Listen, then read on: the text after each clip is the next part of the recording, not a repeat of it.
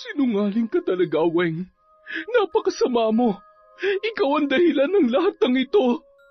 Wala kang kasing sama para paglaruan ang mga buhay namin. Ngayon, ipapatikim ko sa iyo ang sakit at kamatayan para sa taong tulad mo. Kapag napatay na kita, magiging maayos na ang lahat. Mapagbabayad na kita sa mga kasalanan mo. Sa oras na ito, maglilikha ng butas ang mga insekto na nakabaon sa katawan mo. Maglalabasan sila kasabay ng pagdaloy ng dugo at nana. Hihiyaw ka sa sobrang sakit na kahit kailanman hindi mo makakalimutan. Sakit na babaunin mo hanggang kamatayan. Tama na. Patawarin mo na ako. Nagsisisi na po ako. Ayaw ko pang mamatay. Hindi ko ibibigay ang kapatawaran na hinihingi mo. Magsasama kayo ng makasalanan mong ina sa impyerno. Sa pananakit at pagpapasakit mo sa mga anak ko, magdusa ka hanggang kamatayan. Hindi kita mapapatawad kailanman. Papatayin kita! Papatayin kita!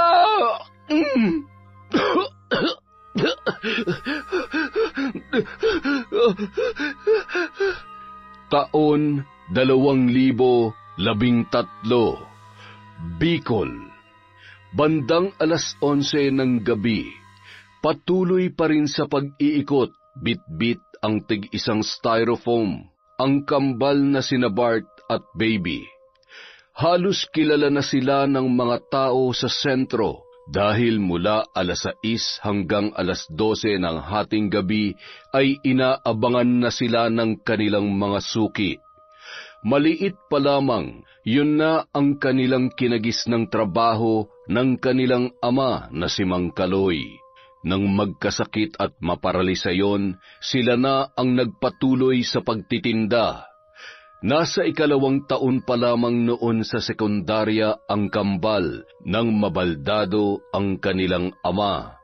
Kaya naman kinakailangan nilang kumayod para sa araw-araw na pangangailangan at pampagamot ng kanilang tatay na malabo nang makapagtrabaho pa. Balot! Penoy! Balot kayo dyan! Bili na, masarap at mainit pa! Pampalakas to ng tuhod! Bili na! Balot! Balot! Penoy! Bili na kayo, mga suke! Masarap ang sukang sausawan! Manamis-namis at maanghang! Uy, suke, bili na! Mainit-init pa to! Ilan ba sa'yo? 5, syempre! Ayos! Mainit-init pa nga! Uy! Hindi lang mainit-init, sobrang init pa! Pahingi nga ng suka, baby! Yan! Damihan mo, mahirap mabitin! Ayan na po, boss. Okay na ba yan? Ayos! Amoy pa lang, sumisipa na sa asim. Panalo talagang suka nyo, kaya bentang-bentang balot nyo eh. Etong bayad. Keep the change na, baby. Bart, ingat kayo, ha? Salamat po, boss. Bukas ulit. Kuya Bart, Ate Baby, pabili raw po ng 3 penoy at 3 balot. Dahan-dahan, baka madapa ka. Ayan. Salamat kulit, ha. Ang cute-cute mo talaga. Wag kang tumakbo. Baka mabasag yung... Oops, muntik na. Iho, pabili rin ako ng itlog mo. Ano nga ang tawag dyan? Yung may sisiw. Ay, hala siya. Ibigay mo na yung sisiw mo, kuya. Yung balot mo pala. Lola, gusto niyo po ba ng sausawan? Ha? Ay, hindi na. May asim pa ang lola mo, pero sa maasim na pagkain, lalo na sa suka ay mahina ako. Siya, asin na lamang. Wala bang pasobra, Pogi? Pasobrang asin po? Kung asin ang ipapasobra mo, wag na lamang. Baka magkasakit pa ako sa bato niyan. Teka, ayos, ang laki niya na. Alin ho, Lola? Yung itlog ni Pogi. Yung balot pala. Biro lamang, mga apo. Sige na, mag-iingat kayo sa daan. Ikumusta nyo na lamang ako sa tatay ninyo, ha? Sige po, Lola. Salamat po. Nagpatuloy sa paglalakad ang dalawa hanggang sa maubos na ang kanilang tinitinda. Kung minsan tumatambay sila sa may plaza kung saan maraming tao sa gabi. Kapag sinwerte, tulad ng gabing yon, 10:30 pa lamang ay simot na ang balot at penoy na kanilang paninda.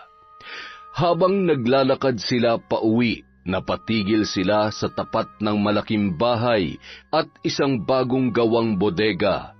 May mataas na bakod yon na pininturahan ng kulay pula. Alam mo, ang swerte talaga ni Jude, no? Ang yaman na talaga nila. Sa kanila pala yan? Siyempre, yung tatay niya pulis, tapos yung nanay niya negosyante. Asukal, bigas at harina daw ang laman ng bodega na yan. Baka sila nagsusupply sa mga nagtitinda sa palengke. Ay, ang ganda-ganda rin ng bahay nila, no? Maganda kung sa maganda. Siguro, nakakahilo sa loob niyan. Ang laki-laki. 3 palapag ba naman eh. Mas malaki pa nga yata yan sa simbahan eh. Kailan kaya tayo magkakaroon ng ganyan kalaking bahay? Ay, wag na muna nating isipin yan. Wala na mas importante pa sa ngayon kundi ang makabili tayo ng gamot ni tatay. May pagkain tayo araw-araw. Tapos, may pambili tayo ng itlog ng itik para tuloy ang hanap buhay. Hindi naman natin kailangan ng malaking bahay eh. Kahit yari sa kahoy at pawid ang bahay natin, basta masaya tayo, ayos na yun. Hindi naman sa hindi ko gusto magkaroon ng maayos na bahay. Sino ba naman ang aayaw sa ganun? Ay, umuwi na nga lang tayo at inaantok na ako, baby. Ay. Ako rin. Ang sakit na ng paa at balikat ko kakalakad at kakabitbit ng mga to kanina. Buti na lang naubos natin yung paninda. Sakto, paubos na ang bigas at bibili na ulit tayo ng gamot ni tatay. Nabenta ng kambal ang 200 balot at 100 penoy at nag-uwi sila ng mahigit 4,000 nung gabing yon. Masaya at lubos naman nagpapasalamat si Aling Linda sa kasipagan ng kanyang kambal na anak. Ipinaghain pa sila ng pagkain ng kanilang ina habang nagpapalit ng damit ang mga yon. Mga anak, kumain na kayo dito. Siguradong gutom na kayo. Buti at hindi kayo inabot ng ulan. Kumukulog na. Nay, dapat hindi na kayo bumangon. Kaya naman na po naming ipaghain ang sarili namin. Naistorbo patuloy ang tulog ninyo. Kung alam niyo lamang na hindi naman ako mapakali kapag wala pa kayo. Hindi rin ako makatulog hanggat hindi pa kayo dumarating. Yung tatay niyo humihilik na. Samantalang ako'y nagpapaikot-ikot lamang sa higaan namin. Ay, ganito talaga kapag nanay na. Maiintindihan niyo rin ako kapag mga magulang na rin kayo. Lalo ka na, baby, kapag nanay ka na rin. Ako? Hala si mama. Bakit po ako? Alam nga naman ako. Ikaw yung babae. Anak, 25 ka na. Magpaligaw ka na kaya kung... Paano naman maliligawan yan? Mas lalaki pa sa akin kung manamit. Mas maliligawan pa nga ako kaysa sa kanya eh. Paano kung kumilos masiga pa sa lalaki? Mas komportable ako dito eh. Alam nga naman, makipagsabayan ako sa pormahan ng ibang babae habang bitbit ko yung mga balot at penoy na tinitinda natin. Pasensya na anak ha. Pati tuloy normal na buhay ng kabataan ay hindi nyo na nararanasan dahil sa kinakailangan nyo na magtrabaho para sa pamilya natin. Mama, hindi ho ako nagrereklamo ha. Okay lang po yon. Naiintindihan naman po namin ang sitwasyon. Dapat nga ho, magpasalamat kami dahil hindi naman kami napariwara kahit hindi kami nakapagtapos ng pag-aaral. Marunong dumiskarte sa buhay. Kumikita kami ng marangal para sa pamilya natin, lalo na para sa gamot ni Papa. Hindi ba, Kuya? Oo nga po, Mama. Kaya wag na ho kayong malungkot at mag-alala para sa amin. Basta ayos lang po kayo ni Tatay, masaya na rin po kami. Ay, hindi ko alam kung paano magpapasalamat sa Diyos. Bukod sa lumaki kayo ng mabait ay wala akong masabi sa pagmamahal niyo sa amin ng papa niyo. Kayo talaga ang kayamanan namin mga anak ko. Payakap nga muna si Mama. Mahal na mahal namin kayo mga anak ha. Sige na, kumain na kayo. Sige na po Mama, Matulog na po kayo. Kami nang bahala magligpit nito pagkatapos namin kumain. Sigurado ba kayo? Oo naman po, Mama. Sige na po. Kailangan nyo rin magpahinga. At halata namang pagod at inaantok na rin po kayo. Mahal ko po kayo, Mama. Halos hindi na nag-iimikan ang dalawa habang kumakain. Bukod sa gutom ay bagsak na rin ang mga talukap ng kanilang mga mata dahil sa matinding antok at pagod. Bahagya pang nagpababa ng kinain ang mga yon bago tuluyang pumwesto sa kani-kanilang banig na higaan. Kinaumagahan, maaga pa lamang ay abala na sa pagwawalis si Aling Linda sa labas ng kanilang bahay. Nang unti-unti nang sumisikat ang araw ay inalalayan niya naman sa paglalakad palabas ang kanyang asawa na si Mang Kaloy. Nang mapaupo yun sa pahabang upuan sa labas ng kanilang bahay ay agad na dumungaw sa bintana sa kanilang sala. Mga anak, Bart, baby, bumangon na kayo dyan at tanghali na. Pumunta na kayo kina Tia Mer para hindi kayo abutin ng tanghali. Ay siya, gising ka na pala, baby. Gisingin mo na si Bart at tila naglalamyerda pa sa panaginip niya.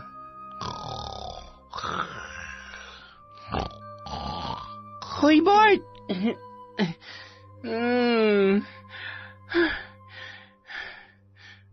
Oh, ano nangyari sa'yo? Bakit parang takot na takot ka? Wala. Ang pangit ng panaginip ko eh. Hinahabol daw tayo ng mga pulis tapos maaabutan na tayo. Ay, akala ko totoo na. Masyado kang praning dyan. Bumangon ka na, tanghali na tayo. Hindi tayo habulin ng pulis. Wala naman tayong ginagawang kasalanan eh. Tara na, siguradong hinihintay na tayo ni Lolo Oroy at ni Lola Mer. Nagmamadali ng mag-asikaso ang kambal. Matapos iligpit ang kanilang higaan, inihanda na ni Bart ang kanilang mga dadalhin na tray ng itlog ng itik habang nagtitimpla naman ng kape si Baby para sa kanilang dalawa. Matapos magkape ay nagmamadali ng umalis ang dalawa. Mama, Papa, alis na po kami.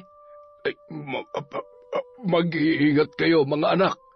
Opo, Papa. Salamat po. Ingat din po kayo sa paglalakad-lakad. Baka po mahilo at matumba kayo, ha? Mama, alis na po kami. Tara na, Bart. Lakad-takbo nilang tinahak ang pilapil ng palayan, papunta sa bahay na mag-asawang sina Lolo Oroy at Lola Mer. Malayo-layo pa sila ay pakinig na nila ang huni ng mga itik at ang pagtawag sa mga yon ng matandang lalaki.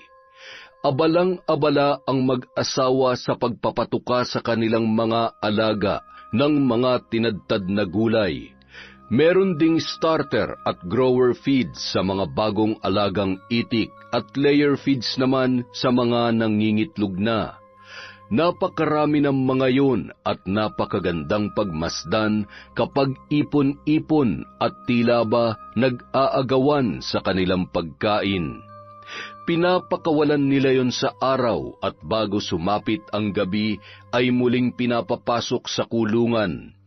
Mayroong mga pugad na ginawa si Lolo Oroy, yari yun sa dayami at doon nangingitlog ang mga inahing itik.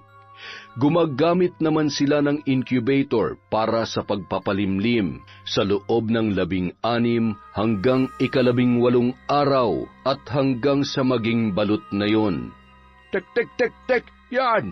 Magpakabusog kayo't mangitlog ng marami-marami. Sweetheart, nandyan na sina Bart at Baby. Yung mga itlog ay naihanda mo na ba? Ha? Ano? Hindi kita marinig. Anong sabi mo, sweetheart? Ay, lintik na binging to ah. Iitlogan ko to eh. Lumapit ka nga muna rito para maintindihan mo ko. Patay. Mukhang nireregla na naman itong misis ko ah. Nakakunot na naman ang noo. Ano na naman kaya nagawa kong kasalanan? Hey, sandali lang! Lalapit na! Lalo! Ay, naku po, itlog mo! Ay, nakakagulat ka naman, bata ka!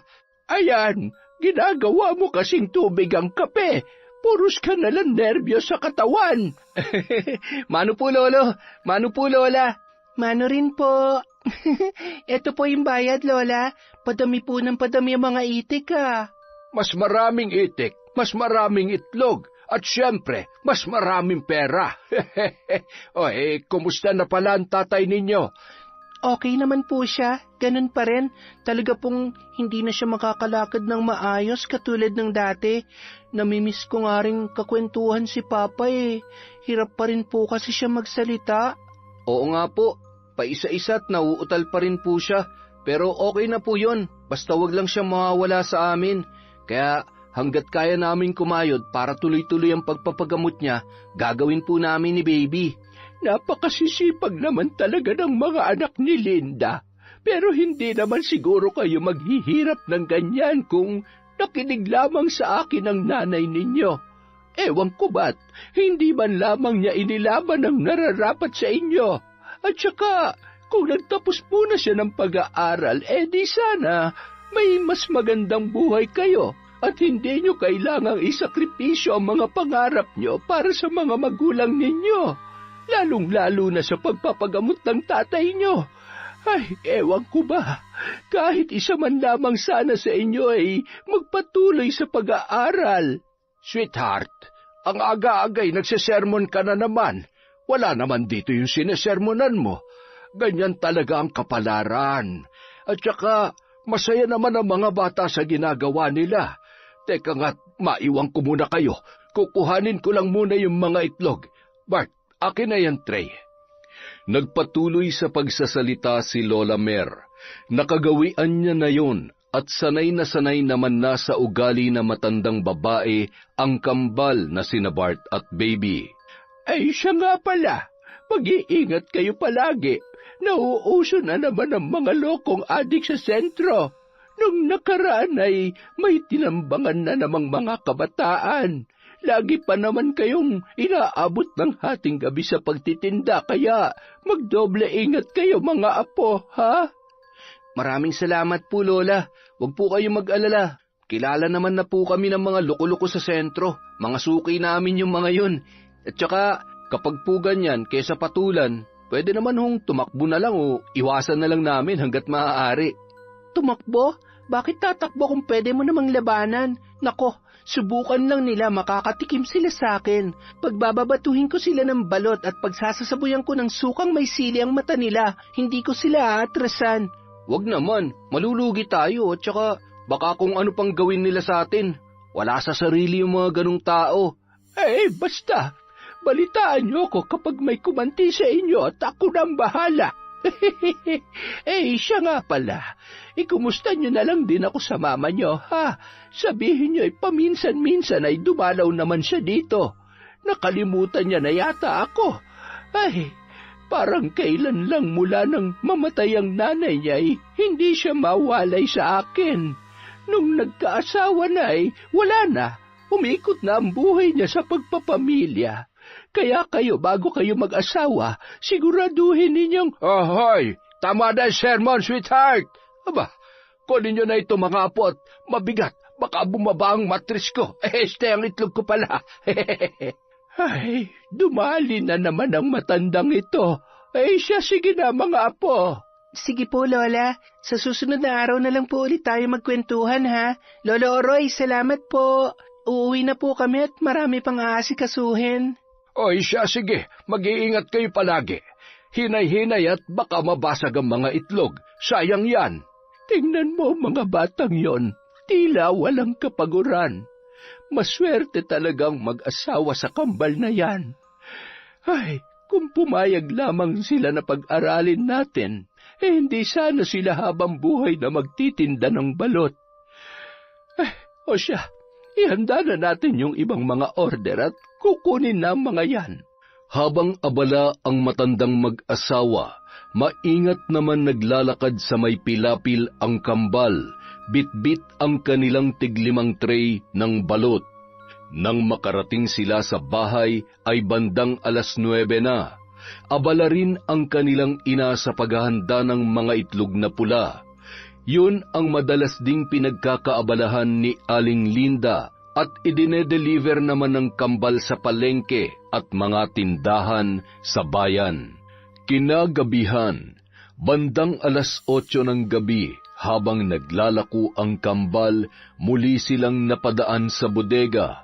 Nakabukas yun at nakatayo sa labas si Jude, ang nanay nito at ang kanilang tauhan na si Ben. Malayo-layo pa ay kinakawayan na sila habang nakangisi ang mga yon.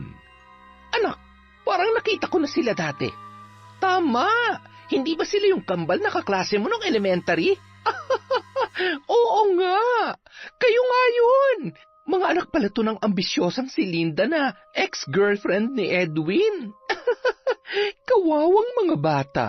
Hay, malas lang talaga ng nanay nyo dahil napasakin si Edwin at nararapat lang na hindi na siya nakabangon pa sa pagiging hampas lupa. Ano yung paninda nyo? Mami naman, hindi nyo pa ba sila kilala? Silang kilalang nagtitinda ng balot dito sa lugar natin.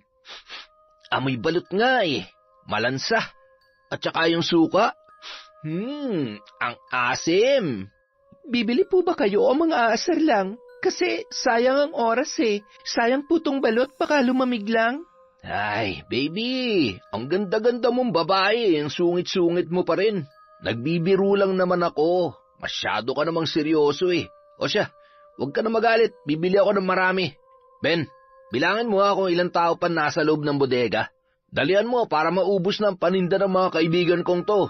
Ay, hindi ako kumakain ng ganyan, anak ha? Malansat, baka masira pang tiyan ko. Mahirap na. Ikaw ba? Sigurado ka bang kaya mo kumain ng... Ay, nakong bata ka, ikaw na ang may matibay na sikmura. Sige na, papasok na nga ako sa bahay at titingnan ko kung nakaluto na mga katulong natin. Napaka-arte. At saka napakamata pobre naman ang pamilyang to. Eh di kayo nang mayaman. Basta wag niyong ismuli ng balot namin. Ano, ilan bang bibilhin niyo para mabalot ko na? Sakto, mainit pa to. At syempre, walang kasing sarap ang suka namin. Boss, nandyan pa yung 5. Ayos, 5 plus... Sige, bigyan mo ako ng 14 piraso. Eto 500. Keep the change na. Sigurado ka, Jude? Masyado namang malaki to. Oo naman, barya lang sa akin yan. Basta gabi-gabi mo kaming dadaanan ha. Ang sipag nyo pala magkapatid. Ayos ah. Ayaw nyo ba maghanap ng iba pang mapagkakakitaan? Lalo ka na, baby. Napapalaban yung braso mo sa bitbit mong... Ay, salamat na lang pero masaya naman kami sa pagbebenta ng balot. Malaki din naman ang kinikita namin dito. Tara na nga, Bart. Salamat, Jude. Sige, salamat din. Bukas ulit ha. Kapag sarado ang gate, pakipindot na lang tong doorbell. Lagi naman ako nandito eh.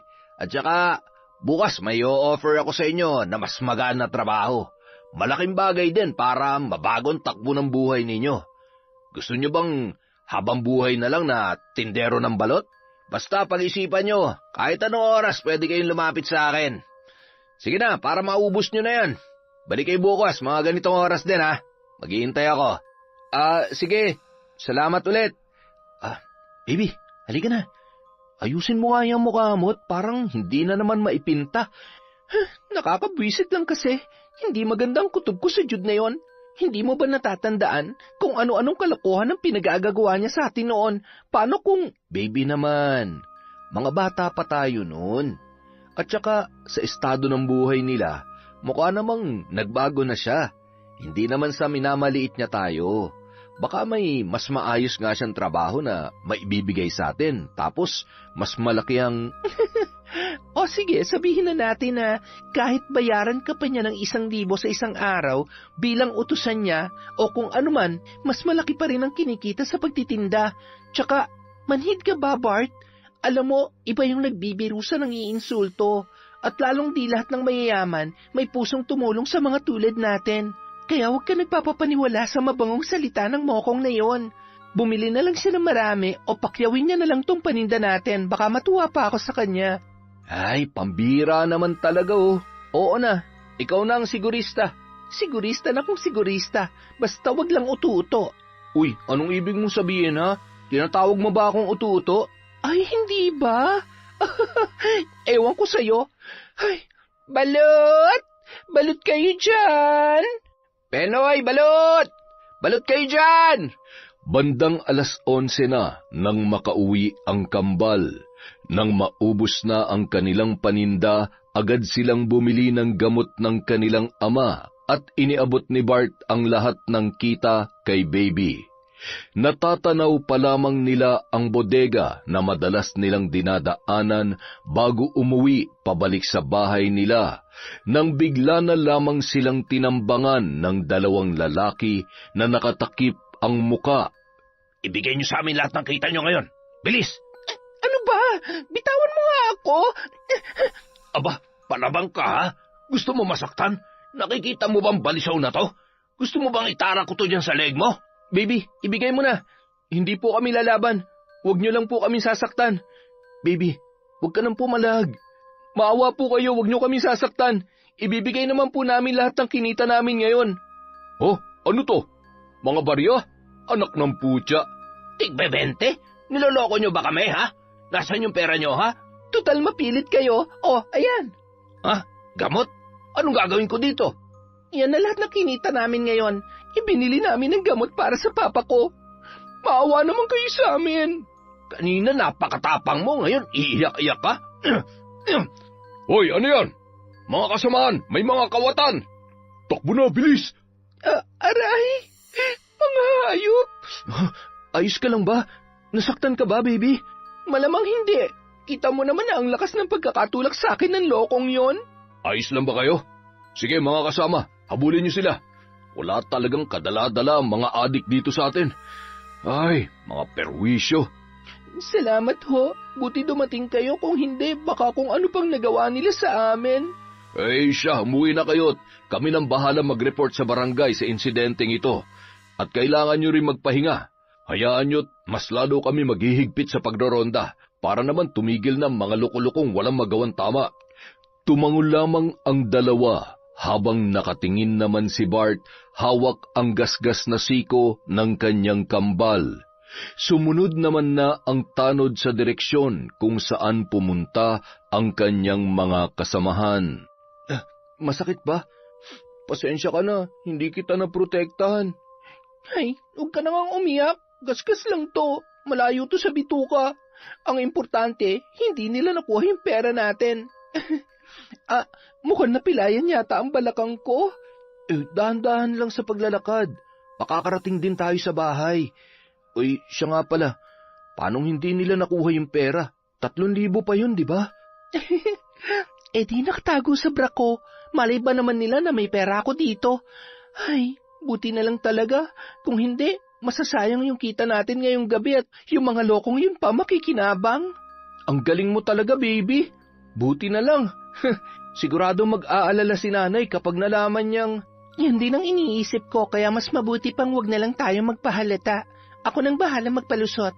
Samantala, nung mga oras na yon, hindi mapakali si Aling Linda.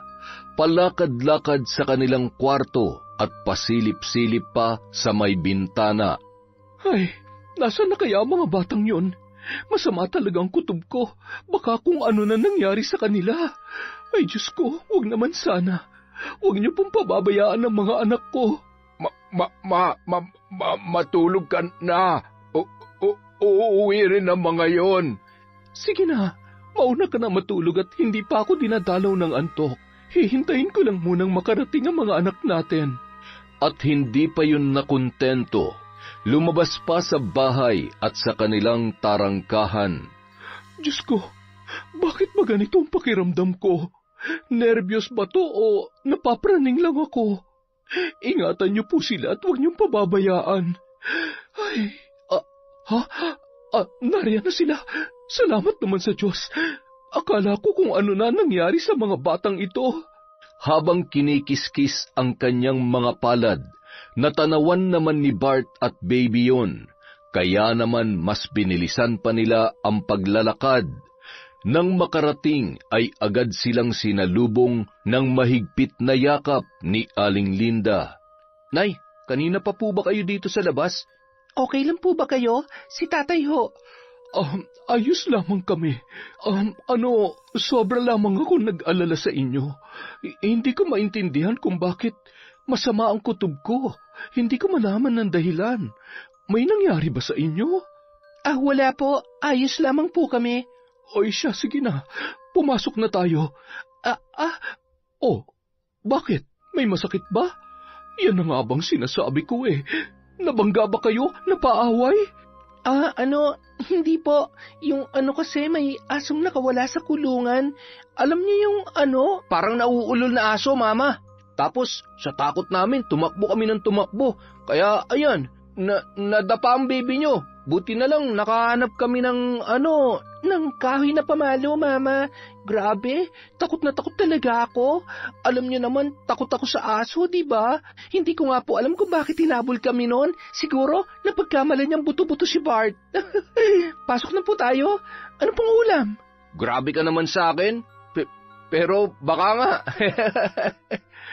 Kayong dalawa ha? Huwag niyo akong pinaglololoko. Ay, siya sige pasok na.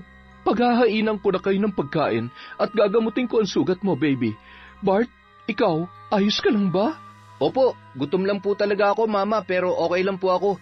Walang gasgas at walang galos. Hindi tulad nung isa dyan. Gusto mo ba? Pwede kitang tadyakan. Ay, tama na nga yan. Kayo talaga.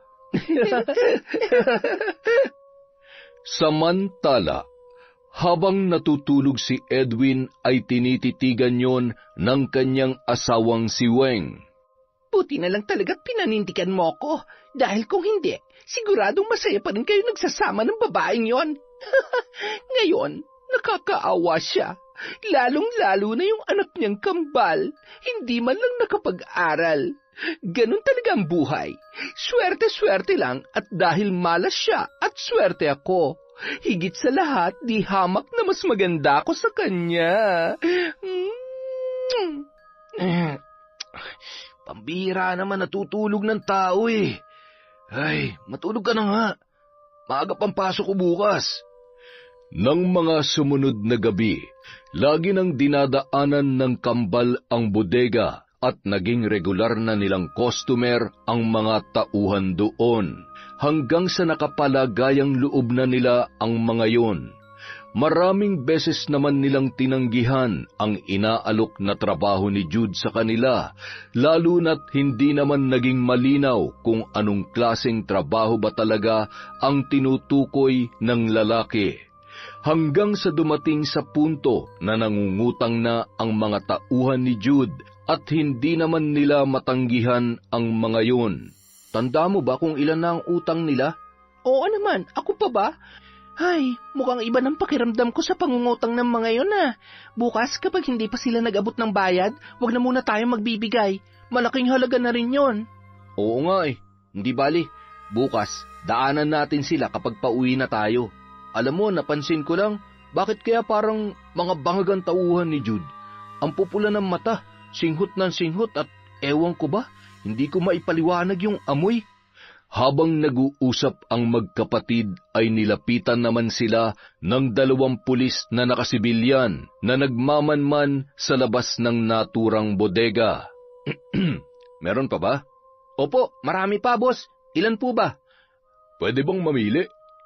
Sige po. Pili lang po. Huwag niyo lang pong halukayin. Pare-parehas lang naman po ang laki niyan. Ganun ba? Baka naman may itinatago kayo sa ilalim ng paninda nyo na ayaw nyo ipakita. Kung ako sa inyo, habang hindi pa huli ang lahat, tumigil na kayo sa mga kalokohan nyo. Ano daw? Anong problema ng mga yon? Ewan ko dun.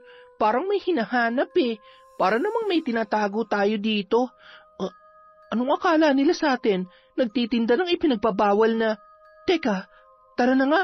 Baka dahil sa kapapasok natin sa bodega na yan, mapagbintangan pa tayo. Iba rin talagang pakiramdam ko sa mga tao dyan eh. Tsaka, dyan mismo sa bodega.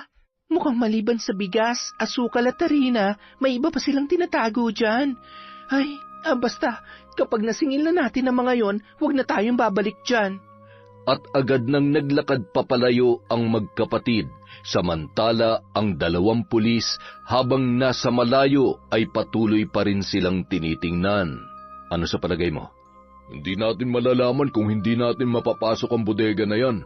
Sa tingin ko, yung dalawa nagtitinda ng balot, bago sa kanila yon. Ay, mga tao nga naman. Akala siguro nila ikauunlad ng buhay nilang sideline nilang yan. Sinabi mo pa. Masama ang kutob ko. Kabado yung babae kanina at nagalit pa nga nung hinalukay ko yung mga balot eh. Malamang, hinalukay mo ba naman na parang, ewan ko ba sa'yo, pasyado ka rin garapal eh. Parang yung pamilyang yan, napakayabang at naturing ang pulis ay siya pang pasimuno sa pagkakalat ng droga dito. Kapag nabuking natin ang hayop na yan, tanggal ang angas niyan at yaman-yamanan. Hindi naman sa pinepersonal natin siya. Ang totoong inaalala ko ay ang mga kabataan at mga inosenteng tao na nadadamay. Kapag nakatira ang mga yan kung ano-anong krimen ang naiisip, ultimo sarili nilang pamilya o kamag-anak kaya nilang saktan. Kaya samot-sari ang patayan at rape cases dahil sa mga adik na yan eh. Hanggat hindi nabubuwal ang ugat, hindi matatapos ang kalbaryo sa lugar na to. Kinabukasan, 5:00 na ng hapon, papaalis pa lamang ang magkapatid. Medyo masama kasi ang pakiramdam ni Baby, kaya hindi siya ganoon kabilis kumilos nung araw na yon. Sigurado ka bang kaya mo, anak? Matamlay ka at may sinat. Oo nga, Baby. Ako na lang muna magtitinda. Ay, kaya ko nga. Hindi pwedeng ikaw lang mag-isa. Hindi naman ako mapapanatag na habang nagpapahingat nakahilata dito ay nagpapakahirap ka sa pagtitinda. Baka mamaya habulin ka na naman ng mga aso. Ay, oo nga, yung mga aso. O siya, sige. Hindi na lang tayo gaano magbabahay-bahay ngayon. Doon na lang tayo tatambay sa may plaza para hindi ka gaano mapagod. O siya, sige na. Mag-iingat kayo. Bart, ang kapatid mo ha? Huwag mo siyang pababayaan. Mama naman, mas alagain pa nga yan kaysa sa akin eh. Hindi ko lang talaga alam kung bakit biglang sumama ang pakiramdam ko ngayong araw. Halika na nga, Bart. Papa, aalis na po kami. Pasimpleng ngumiti at tumango-tango lamang si Mang Kaloy sa kanyang mga anak. Bumalik pa si Baby para yakapin ang kanyang ama. Pagkaalis ay dahan-dahan lamang naglakad ang dalawa at si Bart lamang ang sumisigaw. Doon nga sila dumiretso sa plaza at tuwang-tuwa naman ang dalawa dahil sobrang daming bumibili nung gabing yon. Aba, mukhang makakauwi agad tayo 10 piraso na lang to. Kumusta ang pakiramdam mo? Eto, medyo nilalamig at saka masakit ang lalamunan ko. Oh, dito ka lang muna. Bibilhan kita ng makakain at gamot para gumanda yung pakiramdam mo. Salamat, Bart. Nakangiti namang pinagmasdan ni Baby ang naglalakad na si Bart habang tumatawid sa may kalsada kung saan may malapit na butika at may mga nagtitinda ng iba't ibang pagkain. Parang piyesta lagi kapag gabi sa dami ng mga nakaparadang sasakyan at maraming mga palakad-lakad na tao. Pagkabalik noon ay may bitbit na yon na hamburger, tubig at ilang tableta ng gamot. Mabilisan namang kinain yun ni Baby bago uminom ng gamot. Nang lilima na lamang ang tirang balot ay naisipan na nilang umuwi at dumaan sa bodega para maningil. Dahil bahagyang nakabukas yon ay tumuloy na ang dalawa. Maraming mga bote ng alak ang nakatumba, ngunit wala doon si Jude, pati na rin ang kanyang mga tauhan. Nang marinig nila ang halakhakan mula sa isang silid na may mga nakatambak na bigas, ay dumiretso sila doon, sabay na patras nang madatnan nila ang ginagawa ng mga yon. May mga humihit-hit at meron ding abala sa pagpapakete ng ipinagbabawal na gamot. Anak ng... Anong ginagawa nyo dito, ha? Alam nyo bang trespassing kayo? Ay, pasensya na. Hindi naman namin alam na... At saka, nakabukas kasi yung gate. Maniningil sana kami, pero sige na, alis na kami. At saan kayo pupunta, ha? Anong gagawin niyo sa amin, ha? Bitawan niyo kami. Huwag kayong mag-alala. Wala namang mangyayaring masama sa inyo, eh. Basta hindi nyo ikakanta tong nakita nyo.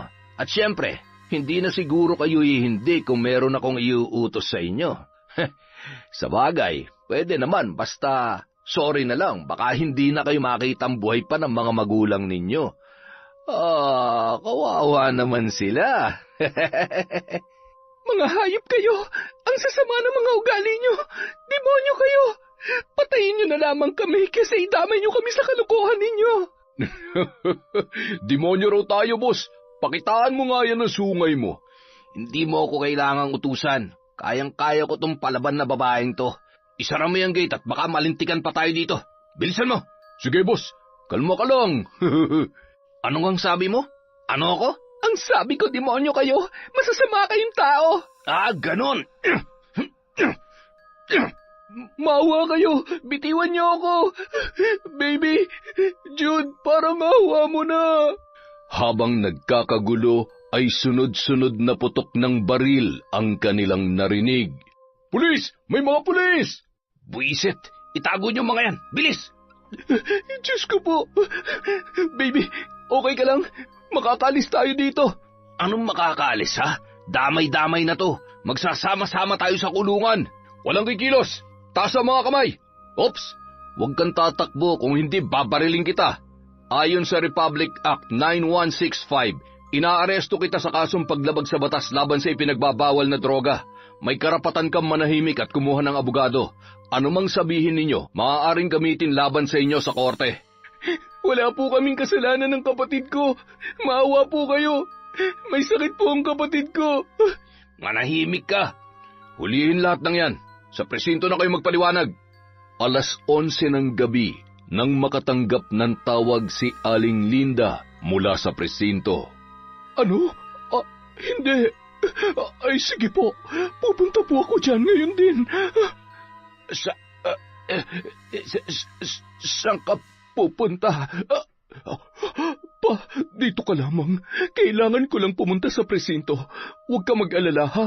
Ako na ang bahala. Mga anak, hintayin niyo ako. Papunta na dyan si nanay.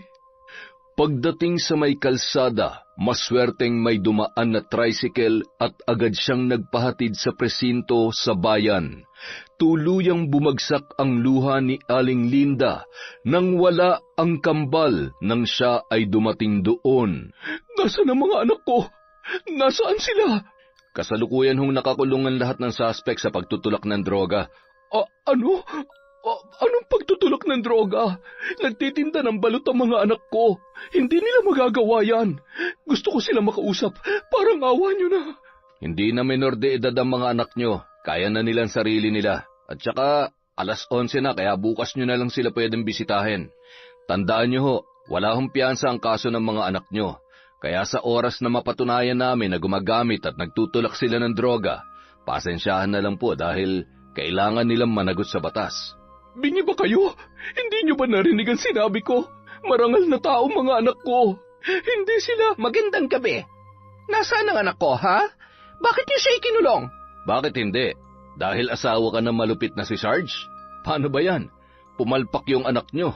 Sa tingin ko malabo ng matakasan pa at may tanggi pa ni Sarge na may kinalaman siya dito. Isang mahusay na protektor ng droga. Pasasaan ba't lalabas din ang katotohanan pagkatapos ng aming masinsinang pagsusuri at pag-iimbestiga? Manahimik ka, lalo na't wala kang sapat na ebidensya dyan sa mga sinasabi mo. At, teka, ikaw, anong ginagawa mo dito? Ikaw? Kasangkot ang anak mo sa... Hanggang ngayon pa naman ikaw pa rin ang nagpapahirap sa buhay ko at sa mga anak ko. Hayop ka! Ano namang katarantaduhan ang ginawa ng anak mo sa kambal ko, ha? Aray! Bitiwan mong buhok ko at wag mong pagbibintangan ng anak ko. Malay ko bang mga kriminal o adik din ang mga anak mo? Tama na yan. Huwag kayong mag-iskandalo dito. Kung ayaw niyong pati kayo'y ikulong din namin. Sa ngayon ay makakauwi na muna kayo. Huwag kayong mag-alala. Susuriin ng piskal kung may sapat na ebidensya laban sa kanila. Kung sakali man ay itutuloy ang kaso at ililipat sila sa provincial jail. Nakikiusap po ako kahit saglit lang. Kailangan ko lamang pumakita ang kalagayan ng mga anak ko. Pakiusap. Sige na, pagbigyan nyo na yan at palisin nyo na rin agad. Ay, teka, kailangan ko rin makita ang anak ko. Hindi na lamang pinansin ng mga kapulisan ang nanggagalaiting babae, lalo na't pinaburan nila ang malugod na nakikiusap na si Aling Linda. Nasa magkabilang selda ang dalawa at sa kabila ay nag-iisa lamang doon si Baby, umiiyak, nakatiklop ang tuhod at nanginginig ang buong katawan. Bart, anak, si Baby.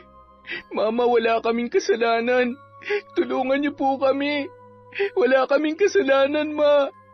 Si Baby, Ma, nandun po siya sa kabilang selda. Mama, Ma. Baby, anak ko. Mama, ayoko po dito. Wala kaming ginagawang masama, Ma. Alam ko, anak.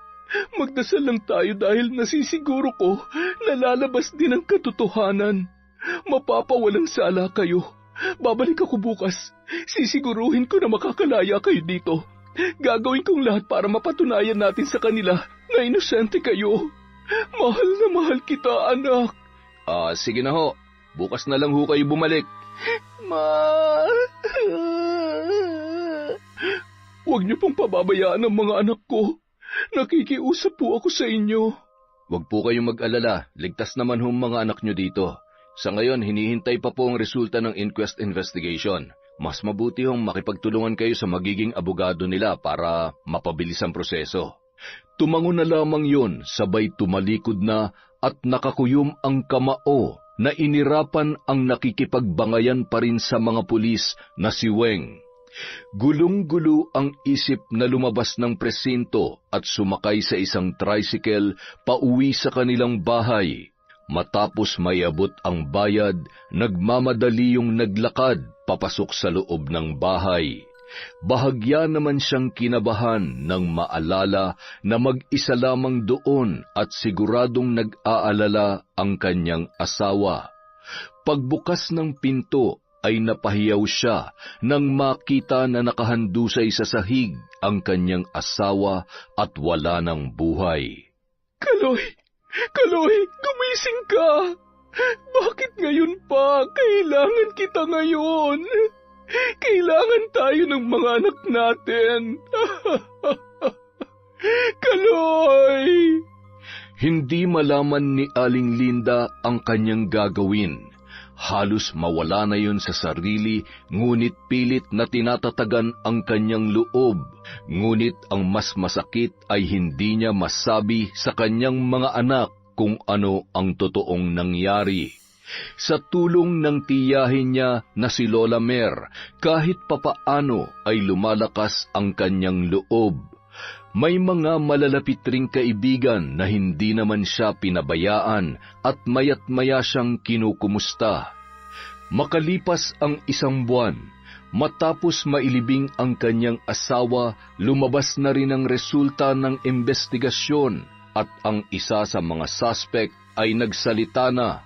Ngunit lalo lamang nadagdagan ang sakit at galit na nararamdaman ni Aling Linda nang malaman niya na nadiin pa rin ang kanyang mga anak bilang mga drug pusher kasama ng 3 pang iba.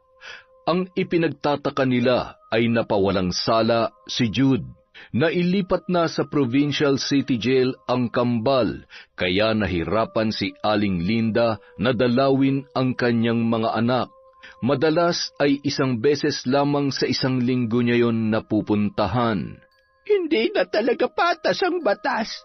Paanong mga inosente ang nakakulong at ang dapat managot ay napawalang sala? Siguradong nagawa ng paraan ng hayop na nanay nun. O baka mismo si Edwin din ang may kagagawan. Bakit hindi mo subukang kausapin si Edwin? Tiya, mas gugustuhin ko pang mamalimos kesa lumapit at humingi ng tulong sa lalaking yon. Ipinangako ko sa aking sarili na mula ng talikuran niya ako noon dahil sa haliparot niyang asawa, hinding-hindi na ako magpapakita pa sa kanya. Ay, isa lamang ang paraan para makabawi tayo sa kagaspangan ng ugali ng babaeng yon. Naaalala mo pa ba yung aklat ng karunungan at gamit na inihabilin sa akin ng nanay mo? Yun ang susi para maparusahan ang mga taong katulad nila. Parang dinudurog ang puso ko kapag naiisip ko ang hirap na pinagdaraanan ng mga apo ko dahil sa kanilang kagagawan. Kaya ay paubaya mo sa akin ang pagkakataong ito. Ako na ang bahala. Alam mo naman na mahal kita, Linda. Hindi man ako nagluwal sa'yo, pero taus-puso ang aking pagmamahal. Samantala, masayang-masaya namang nag-uusap ang mag-inang sina Weng at Jude. Anong ginawa mo, Mami? Paano inako lahat ng... Importante pa ba yun? Anak, wala nang imposible basta may pera. Kaya ngayon malaya ka na, mag-iingat ka. Wala namang masama sa negosyo na meron tayo, basta wag ka magpapahuli. Isa pa, pangalan at posisyon ng tatay mo nakataya dito. Ay, sigurado malilintigan ka na naman sa daddy mo. Ay, lagi namang galit sa akin yun eh. Para sa kanya naman, wala na akong ginawang tama. Ay, sige na anak, pumasok ka na sa kwarto mo at nandyan na yata ang sasakyan niya. Agad namang ginawa ni Jude ang sinabi ng kanyang ina at maya-maya ay pumasok na rin si Edwin. Nasaan yung magaling mong anak? Dad, ano ka ba naman? Hindi titinuy ang anak mo hanggat hindi ka tumitigil sa pagiging konsentidor. Alam mo bang pinag-iinitan ako ng mga kasamaan ko dahil sa lintik na anak mong yan? Matagal kong pinagtrabahuan ang posisyon ko tapos sisirain lang niya? Ay, buwisit. Kapag naulit pa to, sisiguruhin ko sa'yo mabubulok na yan sa kulungan. Sobra ka naman. Kung makapagsalita ka, para namang... Ano? Parang hindi ko siya anak? Bakit? Anak ko nga ba siya? O bakit natahimik ka? Natatakot ka na marinig niya ang totoo? Dad, sandali! Dad! Lintik ka! Tama lang na nakulong ang mga anak ng babaeng hanggang ngayon. Siya pa rin ang dahilan kung bakit hindi mo ako magawang mahalin. Pati na rin ang anak ko. Dapat lang na magdusa sila sa kulungan.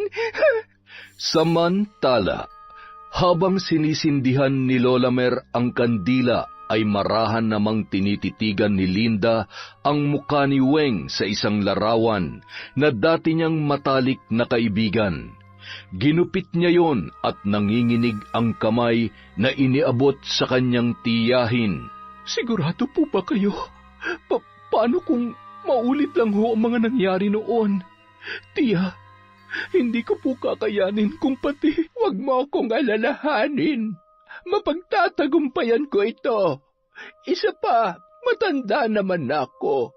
Lagi mong tatandaan na wala akong hindi kayang gawin para sa iyo at sa mga anak mo. Ipinasok ni Lola Mer ang larawan na yon sa isang manikang kulay itim. Sabay inusal ang mga kakaibang salita habang mahigpit na nakahawak sa manika at dinidiinan ang mga karayom na nakatusok sa iba't ibang parte ng katawan noon. Ang isang sinungaling at walang konsensyang tao na katulad mo, Weng, ay dapat parusahan. Parusang sakit na walang kagalingan. Pagbabayaran mo ang iyong mga kasamaan hanggang sa huling sandali ng iyong buhay. Hanggang sa unti-unti mong maalala ang sakit na idinulot mo sa aking pinakamamahal na pamangkin at mga apo. Ang karayom na ito ay simbolo ng dusa't kamatayan mo. Ang insekto na ibabaon ko sa bawat parte ng katawan mo ay mananahan at magpapakarami katulad ng patong-patong na kasalanan. Habang isinasagawa ni Lola Mer ang pambabarang, ay kapansin-pansin ang pagtulo ng kanyang butil-butil na pawis. Naglilitawan ang litid sa leeg ng matandang babae at mga kamay habang sinasambit ng paulit-ulit ang pangalan at mga kahindik-hindik na salitang binibigkas nito. Habang nakaupo naman sa sala si Weng at pinapakalma ang kanyang sarili bago pumasok sa kwarto nilang mag-asawa, ay bigla na lamang napahawak yon sa kanyang ulo dahil sa labis na pagkirot. Maya-maya ay tumulo ang dugo sa kanyang ilong. Nanginginig ang mga kamay na tiningnan niya ang dugo na patuloy sa pagpatak. Maya-maya, biglang nanghina ang buo niyang katawan. Akma sana siyang sisigaw nang biglang nangiwi ang kanyang bibig na animoy na paralisa.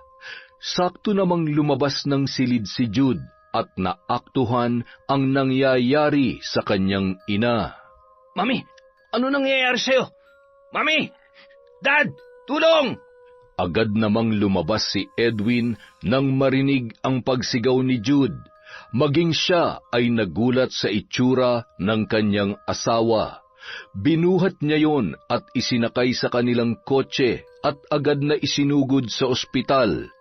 Bago pa man makarating sa ospital ay umayos na ang pakiramdam ng babae. Mami, okay ka lang? Okay ka na? Ano ba nangyayari? Saan niyo ako dadalhin? Mami, kailangan ka naming dalhin sa ospital. Kailangan namin malaman kung anong sakit mo. Pwede ba? Wala akong sakit-sakit. Lagi ako nagpapacheck up kaya wala akong sakit. Huwag ka naman makulit. Mas mabuti ni nakakasiguro. Nang makarating sa ospital at matapos ang ilang pagsusuri, maayos naman ang lahat ng resulta kaya agad na silang umuwi. Nang makabalik sa bahay ay muli yung umupo sa sala at natawa pa. Sabi ko naman sa inyo, wala akong sakit. Hindi ako pwede magkasakit. Sino mag-aasikaso sa inyo kung wala ako? Kung hindi matukoy ng doktor ang sakit mo, mas mabuti pang magpasama ka dyan sa anak mo. Magpatingin kayo sa albularyo. Baka pinapabarang ka na ng mga nakakaaway mo. Hay, bakit naman nila ako ipapabarang? Sila nga may utang sa akin. Pero sige, bukas na bukas din, pupunta ako dun sa kakilala kong magaling na albularyo. Kinabukasan, maagang umalis si Lola Mer sa bahay ni na Aling Linda. Doon na kasi siya nagpalipas ng gabi. Kaya naman naiwang mag-isa si Lolo Oroy sa kanilang bahay. Pagdating doon ay nagtataka siya dahil sarado pa ang bintana at pinto. Aba, napasarap yata ang tulog ng sweetheart ko Sweetheart, nandito na ako. Saan ka ba nanggaling? Saan ka pumunta at saan ka natulog, ha? Huwag mo sabihin na may kinikita kang iba. Paano mo nahahatim na? Tigilan mo nga ako dyan sa kadramahan mo. Hindi ako nakikipaglokohan sa'yo. Bubangon ka na at yung mga itik ay gutom na. Ay, aray. Bakit hindi ako makatayo? Sweetheart, hindi ko maitayo ang... Sadya namang hindi na tumatayo yan. Ay, ano sabi mo? Ang sakit ng likod ko at mga paa ko. Hindi ako makabangon. Ano bang ginawa mo't hindi ka makabangon? Siguro naligo ka na naman ng pagod na pagod kahapon. Yan ang sinasabi ko sa iyo Kapag wala ako't walang nagpapaalala sa iyo nakakalimutan mo kung anong dapat gawin. Ay, naku, matandan to talaga, oo. Noong araw na yon, hindi na nakabangon pa si Lolo Oroy. Pakiramdam niya ay durog ang mga buto niya sa buong katawan. Makalipas ang ilang linggo, matapos makahanap ng albularyo na pinaniniwala ang mahusay na manggagamot ng mga taong biktima ng barang at iba pang malubhang karamdaman. Binabarang ka. Isang nilalang na may malakas na kapangyarihan ang may gawa nito. Maaring pinagawa ito ng isang taong may malaking galit sa iyo.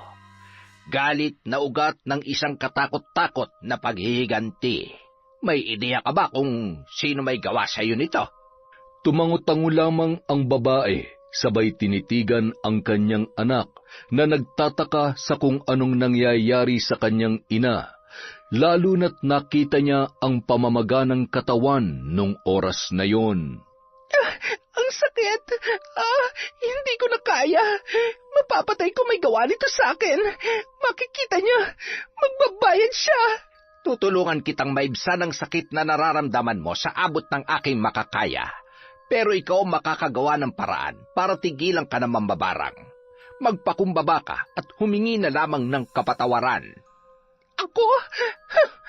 Bakit ako hingi ng tawad kung kaya ko naman siyang harapin? Hinding-hindi ko siya atrasan. Hinding-hindi. Kamuntin mo na ako, bilis! Magbabayad ako kahit magkano. Pagalingin niyo na po si Mami. Pakiusap. Iligtas niyo po siya sa mambabarang na yon. Kinabukasan. Linda! Linda! Lumabas ka dyan! Mukhang may sapusa yata ang babaeng ito. O sadyang masamang damo lamang. Akalain mong kahit iika-ika na'y talagang pumunta pa dito. Ano, Linda? Gusto mo bang tunasin ko na? Ay, wag po muna. Ako na pong bahala sa kanya. Lumabas ka dyan kung hindi pa uulanan ko ng balang bahay mo. Hayop ka? Mambabarang? Ano bang problema mo? At talagang may dala ka pang barel? Para saan yan? Para takutin ako? Kung oo, pues naubos ng takot ko dahil sa mga taong katulad mo. Gusto mo akong patayin? Sige, iputok mo. Patunayan mo na isa kang kriminal at buhay na demonyita dito sa lupa. Tutal, mukhang sanay na sanay ka naman na gumawa ng krimen. Sige, barilin mo ako. Patayin mo ako. Hindi mo kaya? Oh, bakit nanginig ang kamay mo? Alam mo nakakaawa ka dahil umangat ka na sa buhay lahat-lahat pero miserable ka pa rin. Sa sobrang pagkamiserable mo, idinamay mo pati mga anak ko. Umalis ka na. Alis! Huwag mong sagarin ang galit ko sa'yo. Kinasusuklaman kita, Weng. Kaya sa oras na maubos ang pasensya ko sa'yo, ako mismo ang papatay sa'yo, sa asawa mo at sa anak ninyo. Parang iniwan ng tapang ang buong katawan at nagtatakbo papaalis ang babae, habang pumapalakpak naman ang matandang mambabarang. Yan! Dapat ganyan. Kung sana ganyang kakatapang noon, na ipaglaban mo sana ang dapat na sa iyo. Ayos lamang, Hutiya. Hindi naman po ako nagsisisi dahil minahal at tinanggap ako ni Kaloy ng buong buo. Nang tinalikuran ako ni Edwin para sa babaeng yon, akala ko'y hindi ko na kaya pa maging buo at magmahal ulit. Pero tinulungan niya akong bumangon at magpatuloy. Kaya natutunan ko siyang mahalin. Mahal na mahal ko si Kaloy, tiya. Tahan na. Kaunting panahon na lamang. Nararamdaman ko na ayon din sa iyo ang pagkakataon. Magkakasama pa rin kayo ng mga anak mo. Nandito lamang ako palagi. Samantala, nang makauwi sa bahay si Weng, ay nadatnan niya sa sala si Edwin na nagtataka kung saan siya nanggaling. Saan ka ba nanggaling at bakit ganyan ang itsura mo? Lumalala na nga sakit mo, nagagawa mo pang gumala. Bakit ba kasi ayaw mo magpatingin sa doktor? Hindi ko kailangan ng doktor. Binarang ako ng hayop na Linda na yon. Siyang dahilan kung bakit nangyayari sa akin to. Si Linda?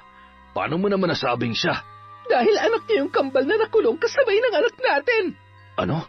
Anak niya yung kambal na kasabay nung dinampot si Jude? Aba, malay ko ba naman kung kasamahan o kaibigan pala sila ni Jude? At saka, pwede ba? Ang concern ko dito, pinababarang ako ng babaeng yon. Hindi yung problema sa anak niya. Ano naman kung nasa kulungan pa rin ang mga anak niya? Alam mo, kahit kailan talaga, napakasama ng babaeng yon. Kaya hindi ko maintindihan kung paano mo nagustuhan at minahal yon. Edwin? Nasaan na yon? Ay, Edwin, saan ka pupunta? Tatakbo pa sana ang babae para habulin ang kanyang asawa nang bigla yung nalumpo at hindi na nagawa pang bumangon sa sobrang pananakit ng kanyang mga buto sa buong katawan. Agad na pinuntahan ni Edwin ang isa sa dati nilang kaibigan ni Linda na natitiyak niya na nakakaalam kung saan niya makikita ang babae. Mula kasi na maghiwalay sila ay hindi na nagkaroon pa ng pagkakataon na magkita ang dalawa dahil ibinuhos niya ang lahat ng kanyang panahon sa pagtatrabaho. At madalas ay si Weng lamang ang nag-aasikaso kay Jude maging nung nakakulong yon. Nang makakuha siya ng impormasyon kung saan makikita si Linda, ay agad niyang pinuntahan ang babae. Matapos iparada ang sasakyan sa kalsada, ay naglakad na lamang yun at nagtanong-tanong sa mga bahay na nadadaanan niya. Kaalis lamang noon ni Lola Mer para asikasuhin naman ang kanyang asawa na hindi pa rin gumagaling sa sakit nito. Tao po! Tao po! Sino yan? Edwin? Anong ginagawa mo dito? Malamang sa malamang, nagsumbong na ang butihin mong asawa. Alam ko naman kahit baliko ay kakampihan mo pa rin siya. Sa kanya ka lamang nakikinig, di ba? Kaya lahat ng kasinungalingan ng babaeng yun. Bitiwan mo ko. Sige, saktan mo ko. Kahit ilang sampal tatanggapin ko. Pero gusto kong sagutin mo ang tanong ko. Linda, nagkaanak ba tayo? Ako ba ang tatay ng kambal mo? Ano bang pinagsasasabi mo? Wala tayong anak. Umalis ka na! Narinig mo ako? Umalis ka na! Sabihin mo sa akin ang totoo. Gagawin ko ang lahat para mapalaya sila at mapawalang sala sila sa kasong yun. Mapawalang sala? Matapos bayaran ng asawa mong tumistigo para idiin ang mga anak ko? Inosenteng mga anak ko, hindi mo alam? Alam ko nagsasayang lamang ako ng oras sa'yo, kaya buti pa umalis ka na. Umalis ka na, sabi. Wala kang kwenta. Wala kang kwentang ama. Wala kang kwentang tao. Patawarin mo ko. Patawad sa lahat, Linda. Nagpatalo ko sa galit at kasinungalingan ni Weng. Huli na malaman ko na hindi pala akong tatay ng anak niya. Hindi naman madali. Katulad mo, galit na galit din ako sa sarili ko. Hindi ko hihilingin pa mapatawad mo ko pero sisiguruhin ko na gagawin kong lahat para makalaya sila.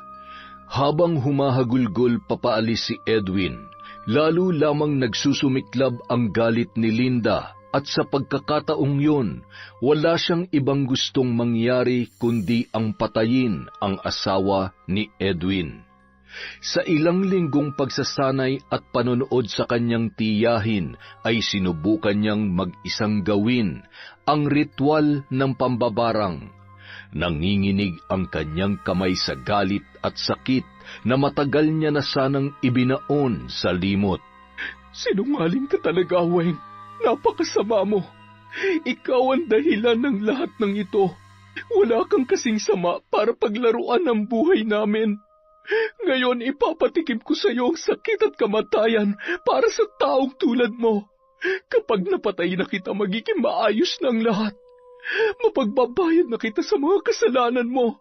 Sa oras na ito ay maglilikha ng butas sa mga insektong nakabaon sa katawan mo. Maglalabasan sila, kasabay ng pagdaloy ng dugo at nana. Hihiyaw ka sa sobrang sakit na kahit kailan ay hindi mo makakalimutan. Sakit na babaunin mo hanggang kamatayan. Nang madatnan ni Edwin ang kanyang asawa ay wala na yung buhay. Naliligo sa sariling dugo at nana. Ni hindi nila yun malapitan dahil sa labis na pandidiri. Nagtatakbo sa takot si Jude at pumasok sa kanyang kwarto nang makita ang kalagayan ng kanyang ina. Lalo na nang makita ang mga uod at iba't ibang insekto na lumalabas sa mga butas noon. Nagmistulang matanda ang muka, nakadilat ang mata at nakabuka ang bibig at nakalabas din ang dila. Dahil sa karumal-dumal na itsura noon ay agad rin yung ipinalibing. Naroon ang takot ni Edwin na baka sa mga susunod na araw ay danasin niya rin ang pinagdaanan ni Weng kung totoo man na si Linda nga ang taong nagpabarang sa kanyang sinungaling na asawa.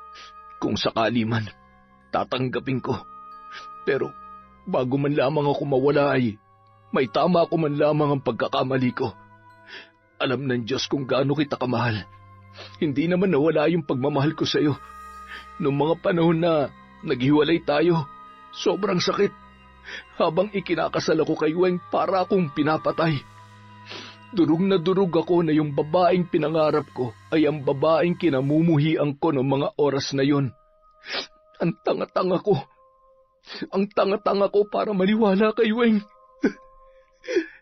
Makalipas ang isang buwan, isang magandang balita ang ipinarating ng abogado ng kambal. Yun ay ang pagpapawalang sala at ang nalalapit na paglaya ng mga yon dahil sa pagsuko at pag-amin ni Jude sa mga pulis. Salamat at pinakinggan mo ako, anak. Tatanawin ko tong malaking utang na loob sa'yo. Hindi po, Dad. Kung meron man dapat magpasalamat, ako yun. Kahit alam ninyong hindi nyo ako anak, alam ko po na mahal nyo ko at kahit anong mangyari, hindi man ako ang tatay mo, anak pa rin kita. Sana gumaling pa po ako.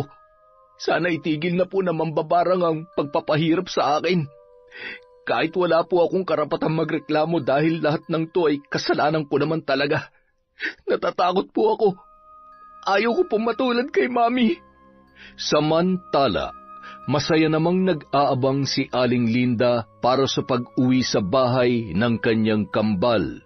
Yun kasi ang nakatakdang araw ng paglaya ng dalawa. Walang mapaglagyan ng tuwa nang matanaw niya ang kanyang mga anak na naglalakad. Mga anak ko! Mama, miss na po namin kayo. Ay, teka, ano po nangyari sa paa nyo? Hindi po kayo nakakalakad? Ano po ba nangyari? Huwag niyo kong alalahanin. Gagaling din ako, mga anak. Mama, si Papa po, nasa kwarto po ba? Sandali lang po, Mama. Pupuntahan lang po namin si Papa. Papa, nasan po si Papa, Mama? Patawarin niyo ako, mga anak. Bakit po kayo umiiyak? Ano po ba nangyayari? Wala na ang papakaloy ninyo. Patay na siya. Inatake siya sa puso nung gabing nakulong kayo. Hindi ko masabi sa inyo sa tuwing dadalaw ako dahil hindi ko alam kung paano ko sasabihin. Hindi po totoo yan. Buhay pa si Papa. Hindi siya pwede mamatay. Nandito na kami, oh. Magtatrabaho na ulit kami para may pambili siya ng gamot. Tama na, Bart. Wala na tayo magagawa pa. Hindi ko man maintindihan kung bakit nangyayari sa atin ang lahat ng ito. Kailangan pa rin natin magpasalamat sa Diyos. Mama, sorry kung naiwan ka mag-isa dito. Pangako, simula ngayon hindi na tayo magkakahiwalay. Hindi ka na namin iiwan. Hindi ko na rin hahayaang pang mapahamak kayo, mga anak. Kinagabihan, maagang nakatulog ang magkapatid nang dumating si Lola Mer. Salamat naman sa Diyos at nandito na sila. Ano na ang plano mo ngayon? Tatapusin kong sinimulan ko. Kailangan kong mapatay ang anak nila. Siguradong kahit anong mangyari, gagawa pa rin yun ng paraan para masaktan ang mga anak ko. At hindi ko nahahayaan pa mangyari yun. Kailangan na nila magsama ng nanay niya sa impyerno.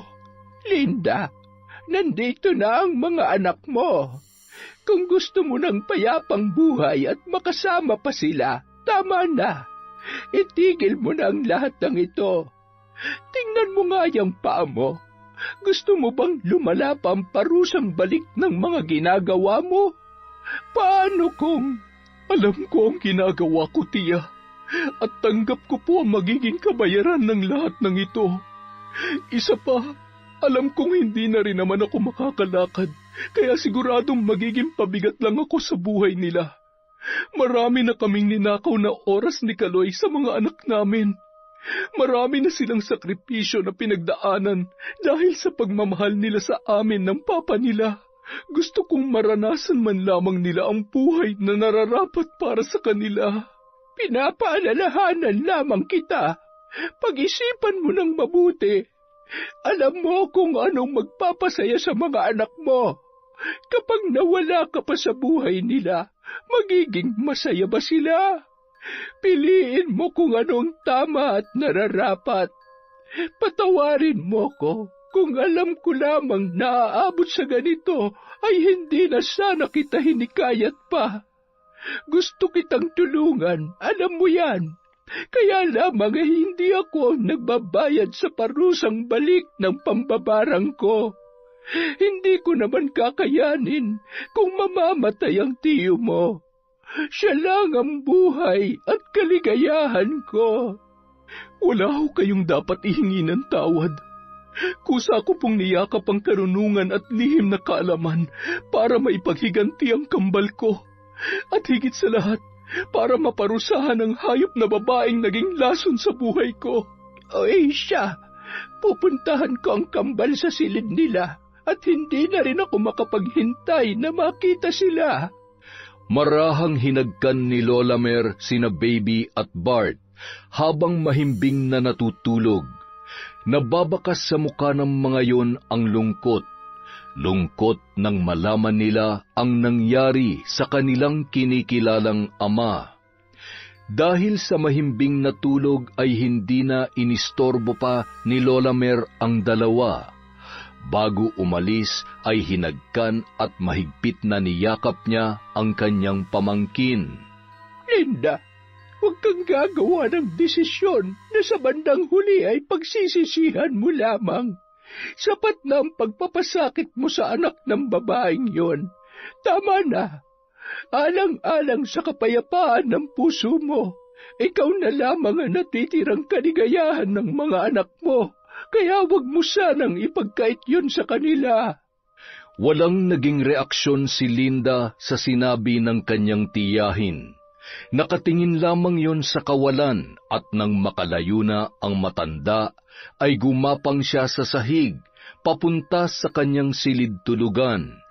Doon ay isasagawa niya ang huling ritual at magiging katapusan ng kanyang paghihiganti.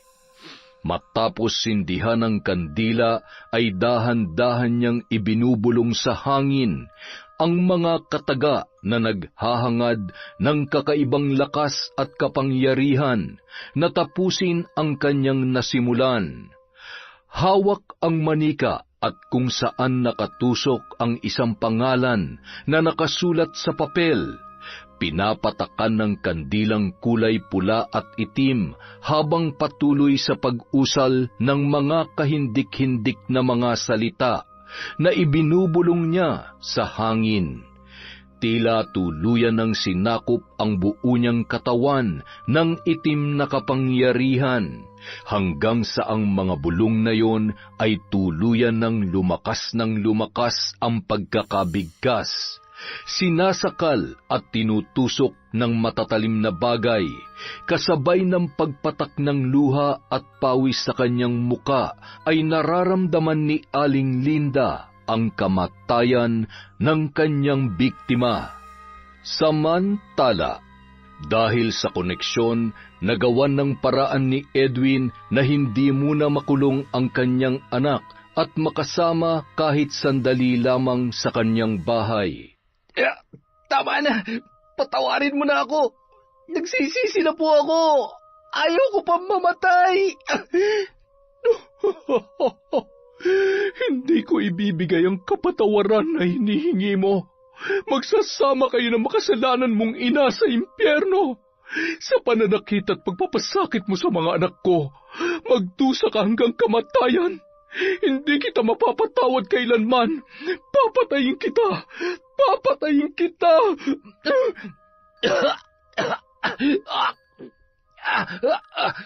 Anak, lumabang ka! Lumabang ka! Magdasal ka! Humingi ka ng tulong sa Diyos. Linda, alam kong galit ka. Pero alam ko na may natitira pang awa sa puso mo. Tama na! Patawarin mo ng anak ko. Napagbayaran niya ng lahat ng kasalanan niya. Ako na lang ang saktan mo, nakikiusap ako. Hindi mo ako mapipigilan dahil sa pamilya mo. Naubos lahat na natitirang awa dito sa puso ko. Kaya dapat lang napatayin ko siya.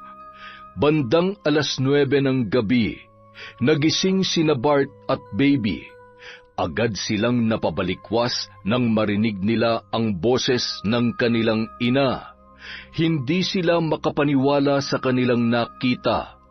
Ang mga kandila at gamit na nasa harapan ng kanilang ina ay hindi pamilyar, ngunit lubos nilang naiintindihan ang lahat ng yun dahil sa kwento ni Lola Mer noong sila ay mga bata pa. Mama, anong ginagawa mo? Bitiwan mo ko. Papatayin ko siya. Papatayin ko siya. Mama, makinig ka sa amin. Tama na po. Nawala na si tatay. Ang dami na nating pinagdaanan. Pakiusap, tama na. Patawarin niyo ako. Patawarin niyo ako, mga anak. Mama, oo, nagkasala si Jude, pero itinama niya na po ang lahat. Siya po ang dahilan kung bakit nakalaya kami. Kaya tama na po. Huwag na po kayong maghiganti. Alam niyo naman po may kapalit ang bawat kasamaan, hindi ba? Anong silbi ng paghihiganti kung maging pati kayo o isa naman sa amin ang magbabayad kapag pinatayin niyo siya? Nagpadala ako sa galit at pag-aalala sa inyo. Nakalimot ako sa kung ano ang tama at kung ano ang dapat. Naiintindihan po namin kayo, Mama. Alam namin kung gaano niyo kami kamahal, pero hindi po sapat na dahilan yon para gumawa tayo ng sobra-sobrang kaparusahan sa mga taong nagkakasala sa atin. Isa sa mga araw na ito, pagbabayaran niya rin ang lahat sa kulungan. Sapat na po yon, Mama. Kailangan natin magpatawad para magpatuloy sa buhay ng payapa. Makalipas ang 1 buwan, muling nanumbalik ang lakas ni Aling Linda mula nung talikuran niya ang paggamit ng itim na kapangyarihan. Masaya silang nagsalo-salo habang ipinagdiriwang ang kaarawan nito. Nandoon ang mag-asawang sina Lolo Oroy at Lola Mer na noon ay sumasayaw pa habang sinasabayan ang tugtog ng musika. Buti na lamang at gumaling pa ako.